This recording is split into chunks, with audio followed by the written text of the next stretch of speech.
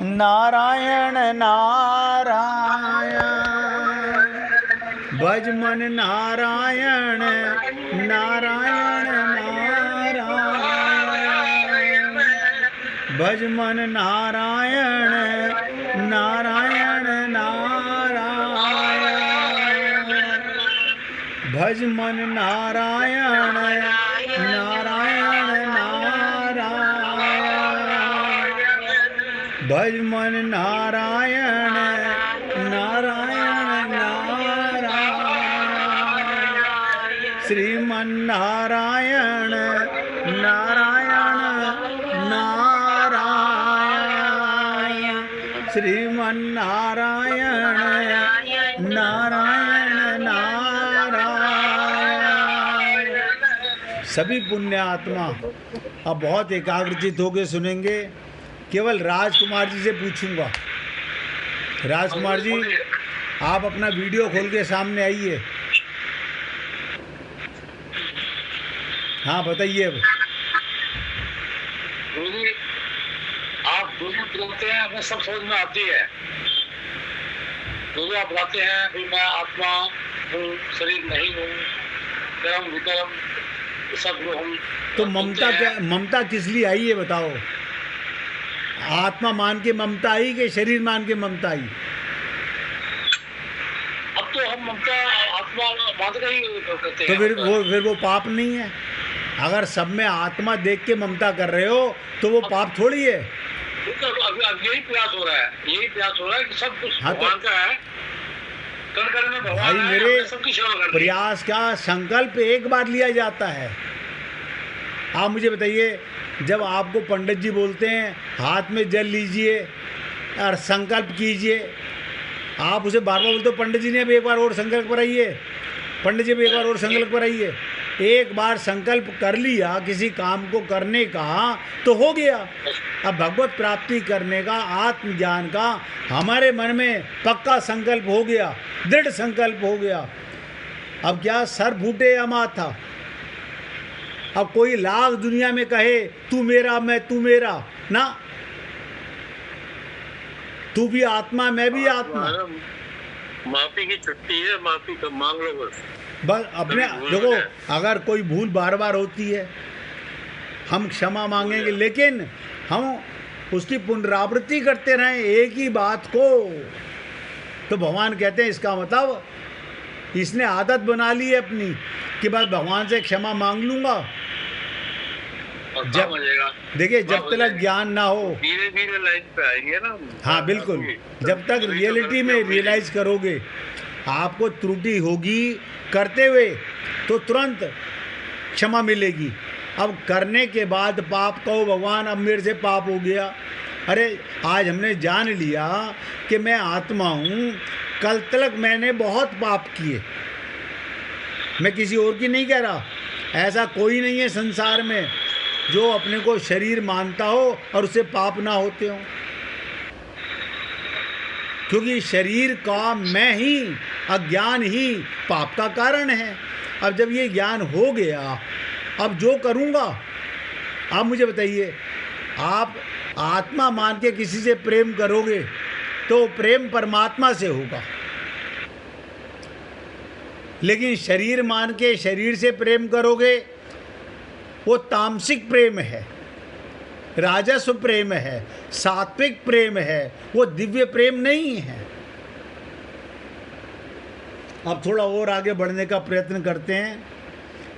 इन तीनों के कर्म, अकर्म और विकर्म, देखिए अगर अभी भी किसी भक्त के मन में कोई शंका हो, समझ ना रहा हो, वो मेरे से पर्सनल फ़ोन करके पूछ ले। अभी पूछे तो बहुत ज़्यादा अच्छा है, क्योंकि अभी सब भक्तों के साथ में सुनेगा तो उसे बहुत कुछ क्लियर होगा। ये तीन शब्द कर्म, कर्म योनि है, लेकिन कर्म स्वार्थ का कर्म, सकाम कर्म, आप सोचिएगा लिप्त कर्म सारी दुनिया कर रही है, लेकिन हम गुरु के पास गए, कर्म तो फिर भी करना है, कर्म के बिना तो रह नहीं सकते, क्योंकि कर्म योनि में अब हमारे को गुरु से ज्ञान हो गया कि बेटा कल तक जो तुम कर रहे थे, एक किसान अपने खेत के अंदर हल जोत रहा है और ध्यान से सुनिएगा, उसकी खेती ज़्यादा होती है, माला माल होता है। उसने अभी खेत बेचा नहीं है, उसे मालूम पड़ गया अभी 2 साल पहले 10 लाख का खेत था, अभी 1 करोड़ का हो गया है। वो अपने आप को माला माल मानने लगता है, ये पाप हो रहा है। वो खेती ये मान के करता है ये भगवान ही धरती बने हुए हैं, भगवान ही बीज बने हुए हैं, मेरे से कर्म भगवान, मैं तो केवल निमित्त मात्र हूँ शरीर से जो कर्म कर रहा हूँ। इस पृथ्वी की, संसार की कोई भी वस्तु मेरी नहीं है। तो दिए वस्तु गोविंदम, सब कुछ तेरा है, तेरा तुझको अर्पण क्या लागे मेरा।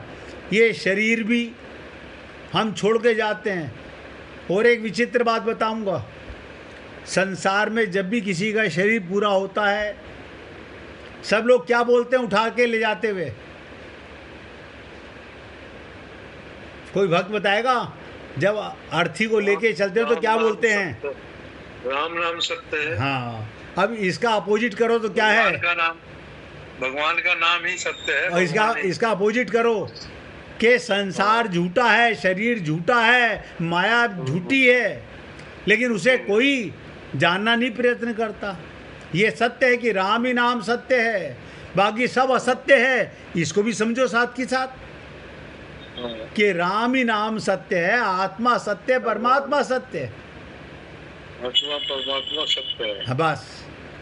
तो इन तीनों को, हे पुण्य आत्माओं, इन तीनों तत्वों में बड़े बड़े विद्वान भी अपने आप को असमर्थ पाते हैं, क्योंकि कर्मों की गति ज्ञान या तत्व बड़ी गूढ़ी है।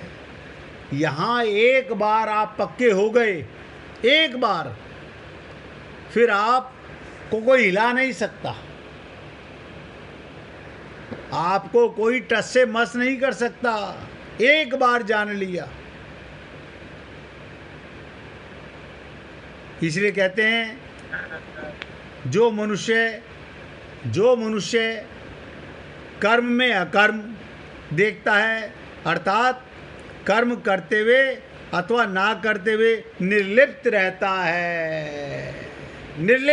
है, और जो मनुष्य अकर्म में कर्म देखता है अर्थात निर्लिप्त रहते हुए कर्म करता है अथवा नहीं करता है, वही वास्तव में संपूर्ण मनुष्यों में बुद्धिमान है, विद्वान है, आत्मज्ञानी है, उसका कल्याण 100% होगा।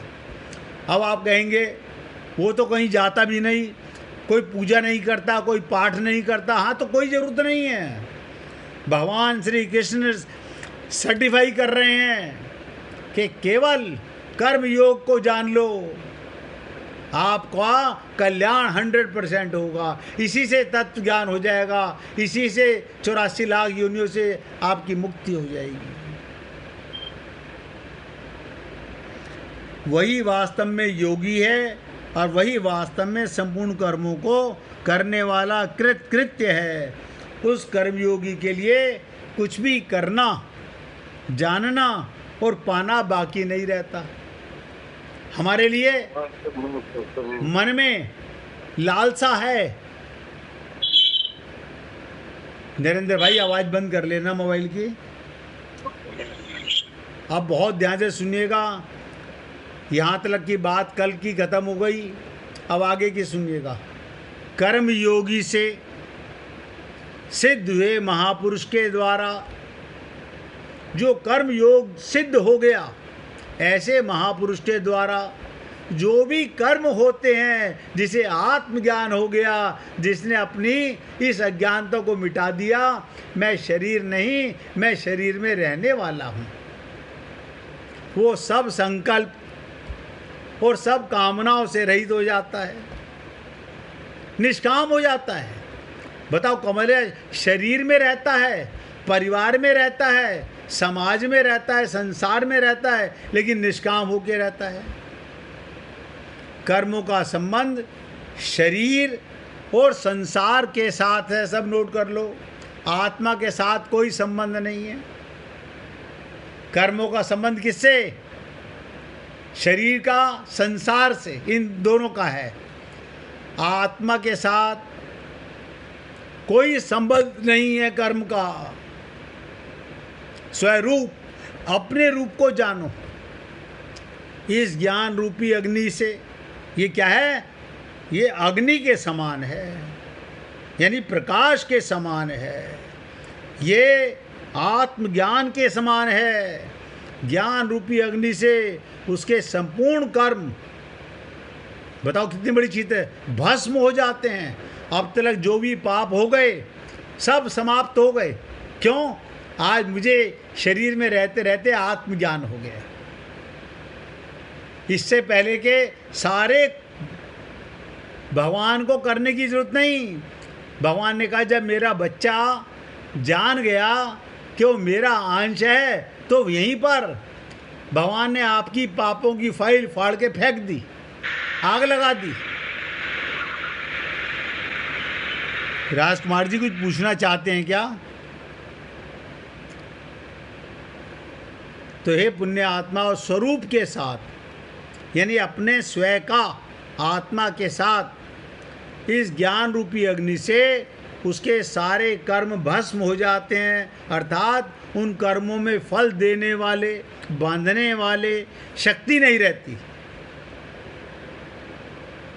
ऐसे महापुरुषों को ज्ञानी लोग भी बुद्धिमान कहते हैं।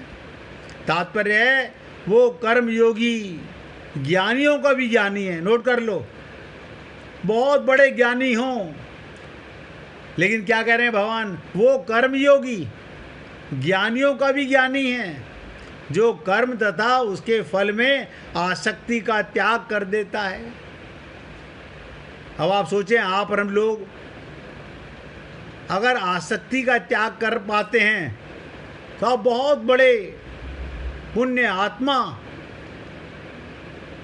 कर्मयोगी हैं, ज्ञानियों से भी ज़्यादा श्रेष्ठ हैं, जो किसी भी वस्तु, किसी भी व्यक्ति आदि का आश्रय नहीं लेता।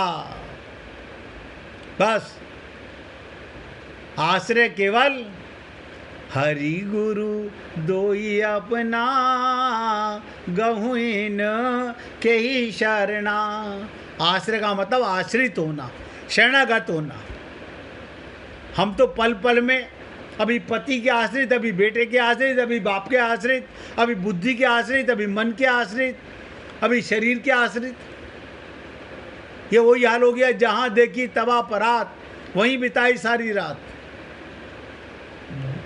याद रखिएगा, मैं किसी को रोकूंगा नहीं, मैं किसी को रोकूंगा नहीं।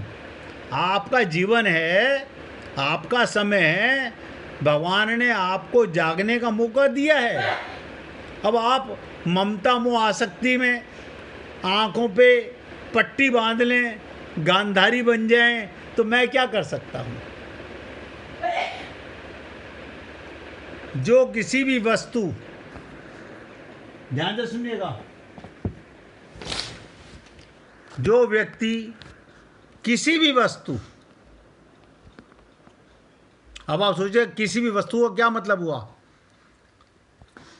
कि जो व्यक्ति किसी भी वस्तु के साथ में, किसी भी शरीर के साथ, अज्ञान के साथ अपनापन किए हुए है, वो भटक रहा है संसार में, वो भटक रहा है। इसलिए जो किसी भी वस्तु, व्यक्ति आदि का आश्रय नहीं लेता, आप और हम लोग सारा जीवन गुजर गया। चलो माना हम पहले अज्ञानी थे, आज तो आत्मज्ञान हो गया, अब किसका आश्रय? अब किसका आश्रय? अब किसकी शरणागति? हमारे गुरुदेव ने इसके ऊपर दुआ बना दिया कि हरि गुरु दोई अपना, गहुइन के ही शरणा। किसी भी वस्तु, व्यक्ति का आश्रय नहीं लेता और मन में कोई भी इच्छा ना रखने से, ना रहने से सदा तृप्त रहता है। क्या बात, बड़े खुश नजर आ रहे हो? लॉटरी निकल आई। अब आप बताइएगा, भगवत प्रेम की, आत्मज्ञान से बड़ी कोई लॉटरी है संसार में? आपको संसार का सबसे बड़ा पूंजीपति, मुझे नहीं पता कौन है, बिल गेट मान लो, वो भी बना दिया जाए, सारे संसार का राजा बना दिया जाए, क्या करोगे?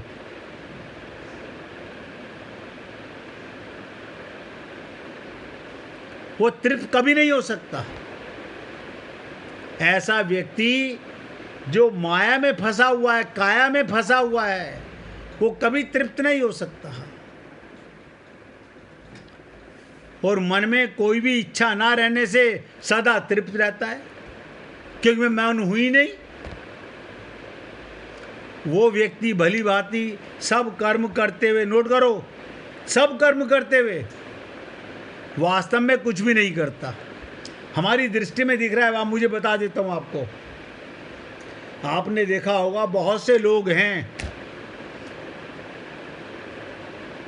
साधुओं की पोशाक में रहते हैं, बड़े बड़े केश बना लेते हैं, बड़े बड़े मालाएं डाल लेते हैं। आप और हम लोग ऐसा महसूस करते हैं ये तो बहुत बड़े महात्मा हैं।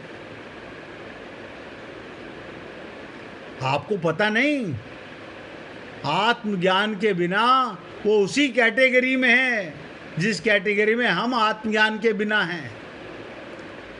खाली वेशभूषा बदल लेने से अंदर की मशीन नहीं बदलती। और दूसरा एग्जाम्पल सुनिएगा, आपने तालाबों में देखा होगा सारस होते हैं, बगुले,